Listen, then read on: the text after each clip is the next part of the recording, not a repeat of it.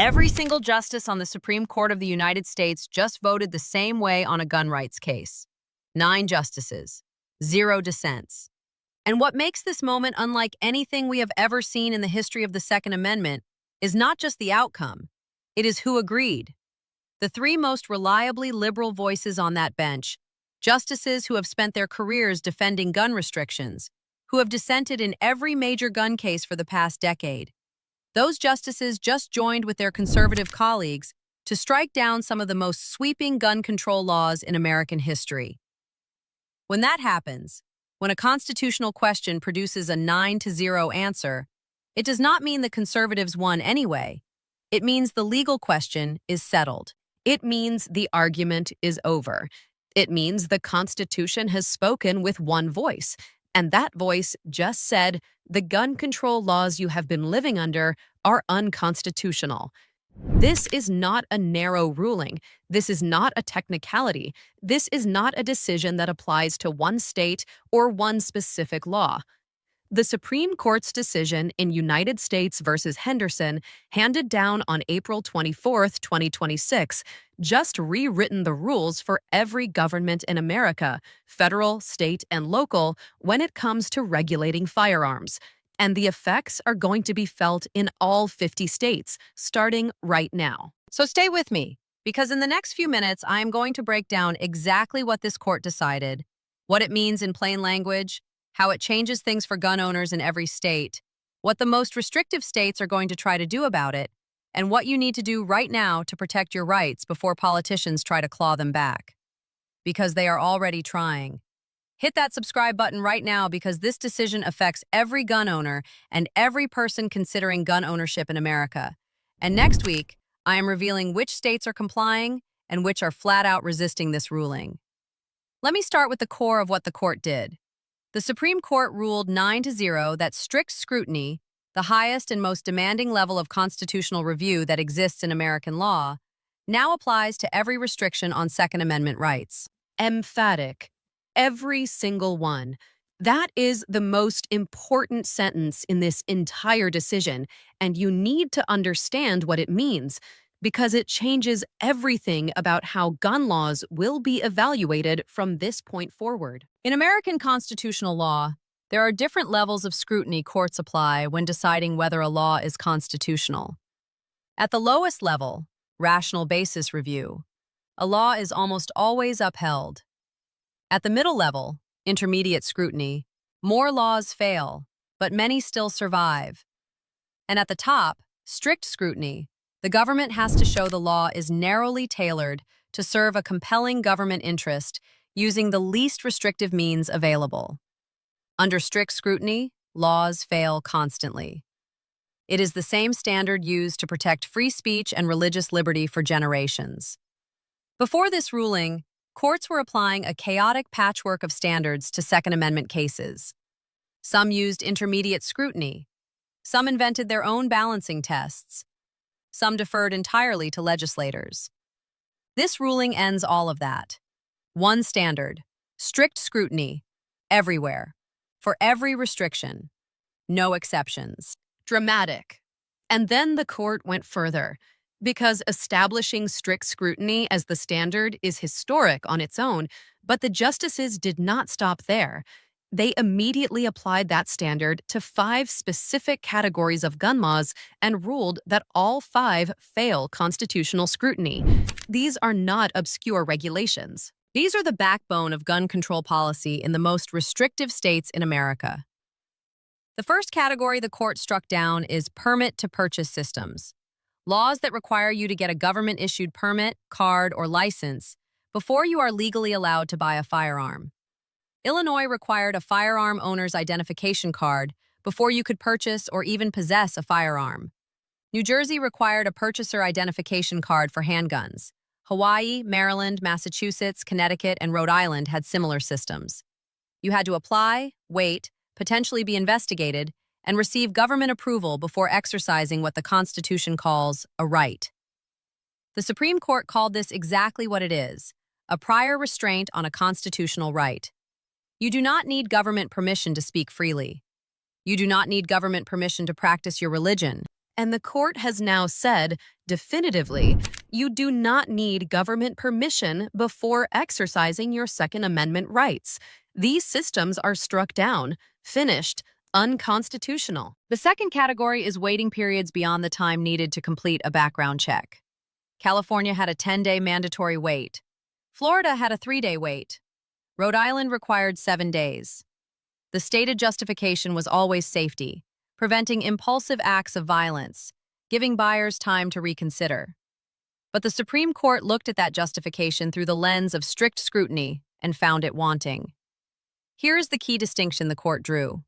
Background checks are constitutional. The government has a legitimate interest in making sure firearms do not reach prohibited persons. But once that check is complete, once eligibility has been verified, continuing to hold the firearm is an unconstitutional delay in the exercise of a constitutional right. Pass the check, get your gun. The waiting period beyond that is over. The third category struck down is mandatory training requirements as prerequisites for owning or carrying a firearm. States have been requiring gun owners, and especially carry permit applicants, to complete government-approved training courses, sometimes running to 8 hours, 16 hours, or multi-day programs before their rights could be exercised.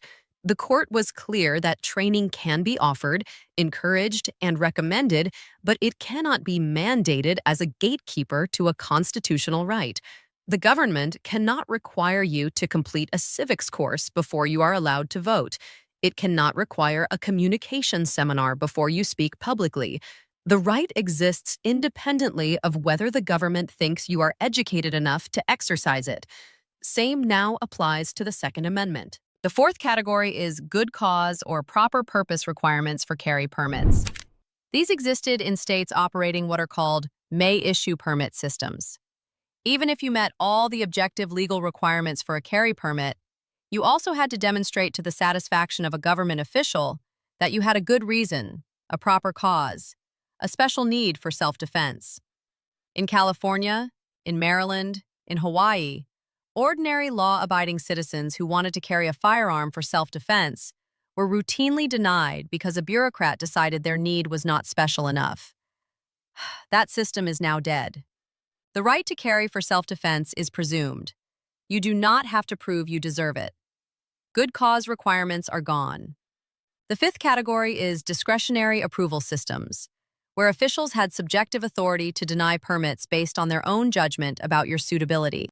Even in nominally shall-issue states, pockets of official discretion were built into the process. The court has now made clear that all permit systems must be genuinely shall-issue in operation, not just in name. If you meet the objective legal criteria, meaning passing the background check, meeting age requirements, and not being a prohibited person, the permit must be issued. No discretion, no subjectivity, no bureaucratic gatekeeping. You qualify, you receive. Quick legal note before we go further. Everything I am sharing is educational information about this Supreme Court decision and its impact on gun law. This is not legal advice. Gun laws are changing rapidly right now. Always verify current requirements in your specific jurisdiction and consult with a firearms attorney before making any legal decisions about buying or carrying a firearm. 73% of people watching right now are not subscribed. Do not be part of that group. Join the gun owners who get these constitutional updates first. Click that subscribe button because next week I am revealing exactly which states are complying versus this ruling and trying to build new barriers around their old systems.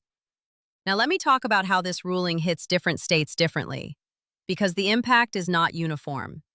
The states with the most to lose are the ones that built the most elaborate systems of gun control. California is at the top of that list.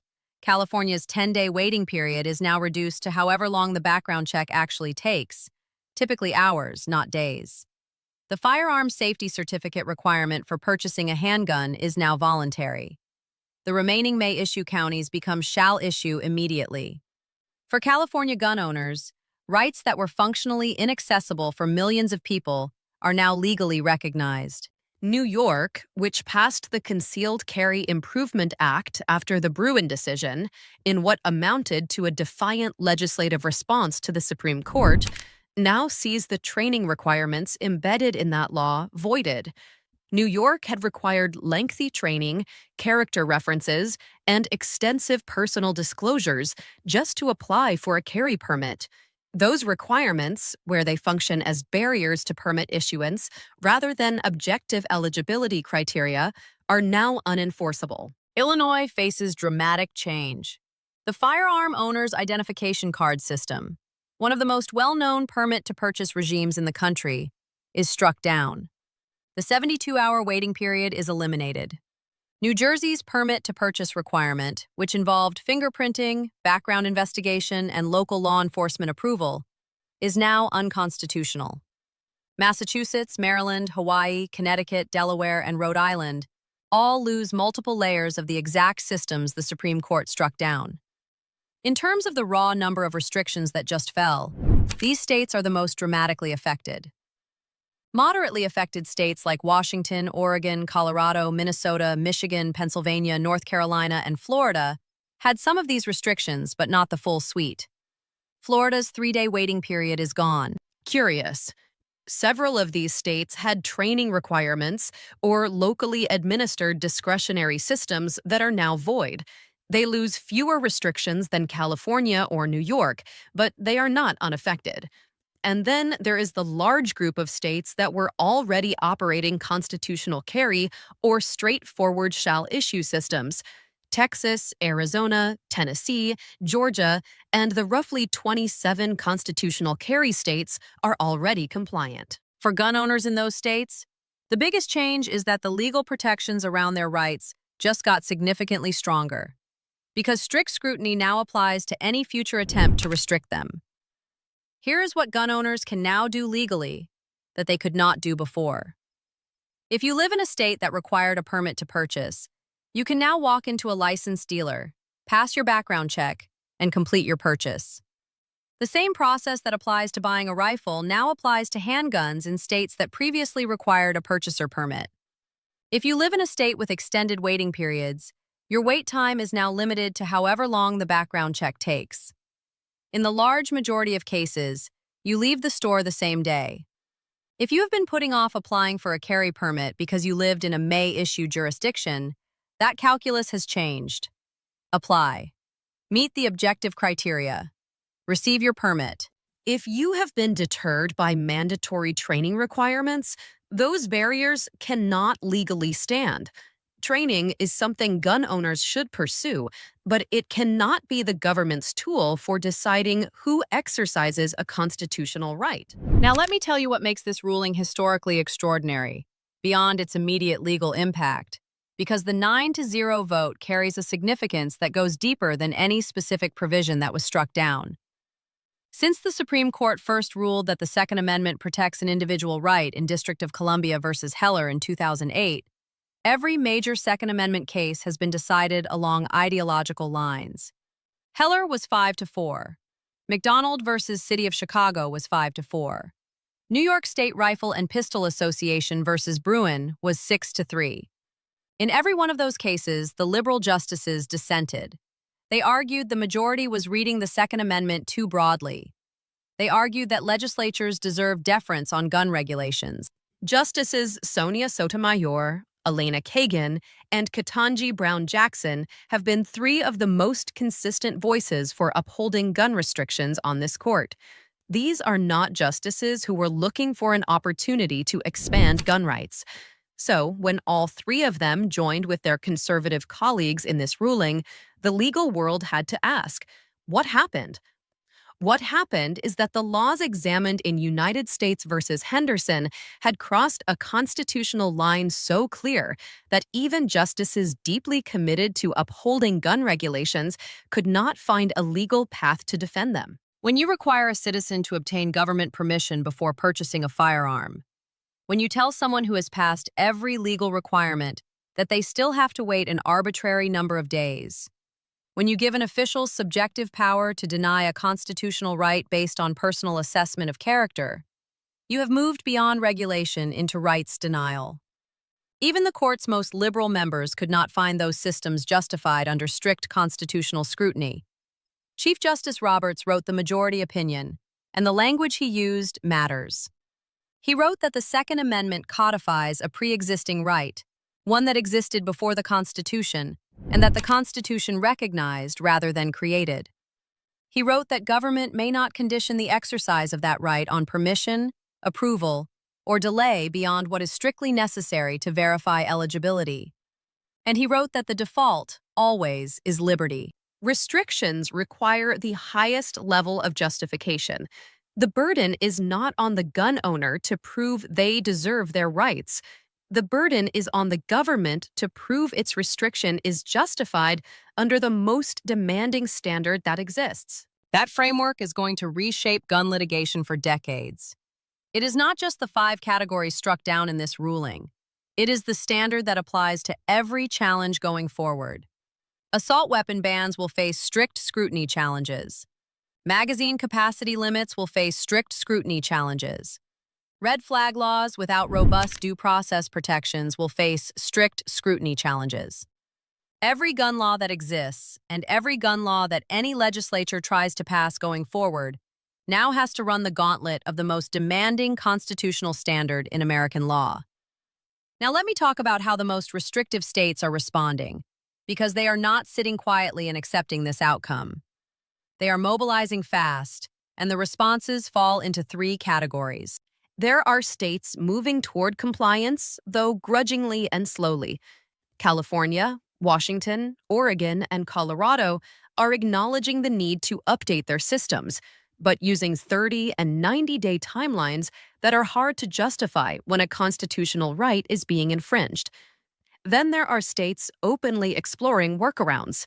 New York, New Jersey, Illinois, Maryland, Massachusetts, and Hawaii are looking at ways to technically comply with the letter of this ruling while recreating the same restrictive effect through different mechanisms. Let me tell you exactly how they are going to try this, because you need to recognize it when you see it. They're going to replace permit-to-purchase requirements with mandatory free training, arguing that if the training is free, it is no longer an improper barrier. Gun rights attorneys are already prepared to challenge this. Strict scrutiny does not ask whether the barrier is free. It asks whether conditioning a right on completing government-mandated training is the least restrictive means of serving a compelling interest. The answer is almost certainly no. They are going to reframe waiting periods not as mandatory delays, but as administrative processing periods or cooling-off periods justified by suicide prevention research. They are going to convert may-issue systems into technically shall-issue systems, while building in so many objective requirements that the practical effect is nearly identical to what existed before. Extensive social media disclosures, multiple character references, lengthy processing timelines, each individual requirement dressed up to look reasonable, while the aggregate effect is designed to be prohibitive. And this is exactly why gun rights litigation organizations have never been more important than they are right now. The Second Amendment Foundation, the Firearms Policy Coalition, and state-level gun rights groups are already watching every legislature and every regulatory agency for new restrictions designed to accomplish through the back door what the Supreme Court just closed the front door on. They need resources. They need members. They need people paying attention and reporting back when officials try to enforce invalidated laws. Here is your concrete action plan for right now. First, know exactly what changed in your state. If you are in California, New York, New Jersey, Illinois, Massachusetts, Maryland, Hawaii, Connecticut, Delaware, or Rhode Island, major restrictions just fell. Research what is now unenforceable and what is still legally required. Consult with a firearms attorney in your state for specific guidance. Second, if you have been waiting to buy a firearm because of permit requirements or waiting periods, now is the time. Urgent. Do not wait for states to build workarounds. The legal window is open right now. Use it. Third, if you are in a former may issue state, apply for your carry permit now under the new shall issue standard before new compliance systems are put in place. Fourth, document every instance of state resistance you encounter. If an official tries to enforce a requirement the Supreme Court just voided, document it, file complaints, and contact gun rights organizations. State officials who knowingly enforce unconstitutional laws are exposing themselves to federal civil rights liability. Fifth, support the litigation organizations. The Second Amendment Foundation, the Firearms Policy Coalition, and others are about to have their hands very full, challenging every state workaround in court. If you care about these rights, contribute and become a member. Sixth, track what your state legislature is doing right now. Follow bill text, not just press releases. Watch for training mandates dressed up as voluntary programs. Watch for shall-issue systems with so many objective requirements they function like may-issue systems. Seventh, vote with this ruling in mind. What happened in United States versus Henderson happened because of who appointed the justices on that court. Future presidents appoint future justices. Future justices decide future cases. Every election at every level affects the legal ecosystem your Second Amendment rights exist within. Here's the bottom line. The Supreme Court just issued a unanimous 9-0 decision striking down major gun restrictions in all 50 states and establishing strict scrutiny for all Second Amendment cases. Permit-to-purchase systems, extended waiting periods, training mandates, good cause requirements, and discretionary approval are all unconstitutional. The most restrictive states just lost 10 or more major restrictions. Gun owners can now buy firearms without permits, carry without proving special need, and exercise rights without government approval delays. The 9-0 vote tells you that even the court's most liberal justices recognized that gun control in these states had gone constitutionally indefensible. The constitutional question of what standard applies to Second Amendment restrictions is now settled, but states will resist with workarounds, and the enforcement battle is just beginning. Stay vigilant, support litigation, exercise your rights before new restrictions take effect. This is the most important gun rights victory in American history. More significant than Heller. More significant than McDonald. More significant than Bruin. Strict scrutiny changes everything.